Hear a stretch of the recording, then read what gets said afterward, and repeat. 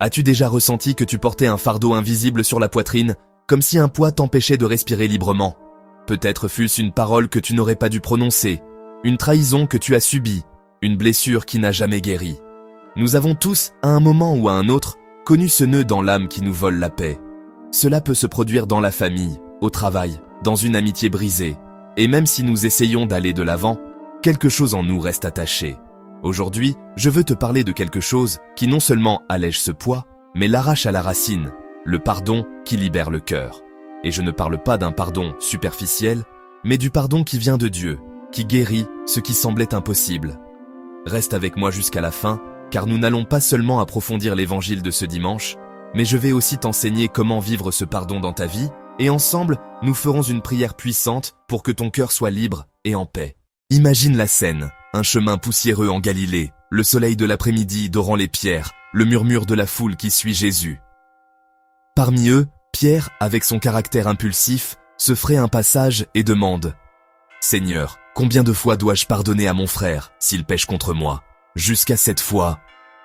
Matthieu 18, 21. Dans la culture juive de l'époque, pardonner 3 fois était déjà considéré comme généreux. Pierre, voulant montrer un grand cœur, propose 7, le chiffre de la plénitude. Mais Jésus, avec ce regard qui traverse l'âme, répond « Je ne te dis pas jusqu'à 7 fois, mais jusqu'à 70 fois 7. » Matthieu 18, 22. Et pour qu'il n'y ait aucun doute, il leur raconte une parabole. Un roi voulut régler ses comptes avec ses serviteurs. On lui amena l'un d'eux qui lui devait une somme impayable, 10 000 talents, l'équivalent de millions aujourd'hui. Comme il ne pouvait pas payer, le roi ordonna de le vendre, lui, sa famille et tout ce qu'il possédait. Le serviteur, désespéré, se prosterna et supplia. « Prends patience envers moi, et je te rembourserai tout. » Ému de compassion, le roi lui remit toute sa dette. Mais ce serviteur, en sortant, rencontra un compagnon qui lui devait une somme minime. Il le saisit à la gorge et exigea le paiement. L'autre le supplia avec les mêmes mots, mais il refusa et le fit jeter en prison. En l'apprenant, le roi le fit appeler et lui dit « Mauvais serviteur, je t'ai remis toute cette dette parce que tu m'en as supplié. Ne devais-tu pas, toi aussi, avoir pitié de ton compagnon comme j'ai eu pitié de toi ?» Matthieu 18, 32, 33. Et il le livra au bourreau jusqu'à ce qu'il ait tout payé. Jésus conclut « C'est ainsi que mon Père céleste vous traitera, si chacun de vous ne pardonne pas à son frère de tout son cœur. » Matthieu 18, 35. À cette époque, les dettes n'étaient pas seulement économiques, elles pouvaient y signifier la vie ou la mort. La parabole n'est pas seulement une histoire morale, c'est un miroir qui nous montre l'ampleur du pardon de Dieu et la petitesse de nos excuses pour ne pas pardonner. Réfléchis à ceci. Nous sommes ce serviteur qui a reçu un pardon immense, et pourtant, parfois, nous nous accrochons à de petites offenses comme si elles étaient des trésors.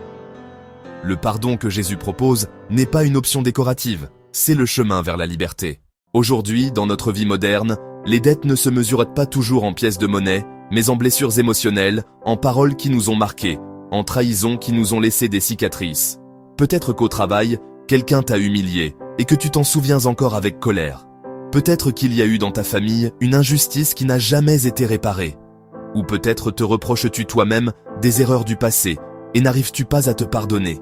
Le cœur humain, lorsqu'il garde du ressentiment, devient une prison. C'est comme boire du poison en espérant que l'autre en meure. Le ressentiment nous vole la joie, nous rend malades, nous isole. Et le plus grave, il nous éloigne de Dieu. Car le pardon n'est pas seulement un acte humain, c'est une grâce divine qui nous relie au cœur du Père. Pardonner ne signifie pas oublier ce qui s'est passé, ni justifier le mal. Cela signifie lâcher la chaîne qui nous attache à la douleur. C'est comme ouvrir une fenêtre dans une pièce fermée. L'air frais entre, la lumière illumine, et ce qui était enfermé commence à respirer. Dans la vie quotidienne, cela peut être aussi simple que décider de ne pas rendre le mal pour le mal, prier pour celui qui nous a blessés, ou demander à Dieu de guérir ce que nous ne pouvons pas guérir seuls. J'ai vu des mariages restaurés après des années de silence, des frères se retrouver après des décennies, des personnes retrouver la paix intérieure en pardonnant à un père absent. Et toujours, le premier pas est de se souvenir combien Dieu nous a pardonné. Saint Jean-Paul II disait « Il n'y a pas de paix sans justice, mais il n'y a pas de justice sans pardon. » Et Sainte Faustine Kowalska, apôtre de la divine miséricorde, nous a enseigné que le cœur qui se confie à la miséricorde de Dieu devient un canal de cette miséricorde pour les autres. Si tu veux vivre ce pardon qui libère le cœur, voici quelques étapes. D'abord, reconnais ta blessure devant Dieu. Ne la cache pas, présente-la telle qu'elle est. Ensuite, souviens-toi du pardon que tu as reçu, dans la confession, sur la croix, chaque fois que Dieu t'a relevé. Troisièmement, décide de pardonner, même si tu n'en as pas envie. Le pardon est une décision avant d'être un sentiment. Quatrièmement, prie pour la personne qui t'a blessé, même si au début ce n'est qu'un « Seigneur, bénis-le ». Cinquièmement, approche-toi des sacrements, en particulier l'Eucharistie et la réconciliation. C'est là que tu reçois la force que tu n'as pas. Seigneur Jésus, aujourd'hui je t'apporte le nom et le visage de ceux qui m'ont blessé. Tu connais ma douleur, mes larmes et mes nuits sans paix. Aujourd'hui, je décide, avec ta grâce, de pardonner. Je renonce au ressentiment, à la vengeance et à l'amertume. Je t'offre ma blessure pour que tu la transformes en bénédiction. Lave-moi avec ton sang précieux, libère-moi de tout lien et remplis mon cœur de ta paix. Et comme tu m'as pardonné, je pardonne aussi. Je déclare que je suis libre, en ton nom, Jésus. Amen. Si ce message a touché ton cœur, rejoins notre Légion de foi en t'abonnant. Nous sommes une communauté de croyants qui, comme cette Légion libérée par le Christ, vit désormais pour annoncer sa puissance. Rejoins cette Légion de foi imparable, partage dans les commentaires comment Dieu agit dans ta vie et écris Amen si aujourd'hui tu décides de pardonner. Aide-nous à faire grandir cette Légion de foi en partageant ce message avec quelqu'un qui a besoin d'entendre que le pardon est possible. Mets un like si tu veux faire partie de cette communauté de foi inébranlable et active la cloche pour ne manquer aucune réflexion biblique quotidienne. Souviens-toi, tu n'es pas esclave du passé, tu es un enfant bien-aimé de Dieu, appelé à vivre dans la liberté. Imagine ton cœur comme un jardin. Lorsque tu arraches la mauvaise herbe du ressentiment, l'amour de Dieu fleurit avec plus de force. Que le Seigneur te bénisse, te garde et t'accorde la grâce de pardonner et d'être pardonné. Et que, tous ensemble, comme Légion de foi, nous marchions vers la victoire de l'amour qui triomphe de tout.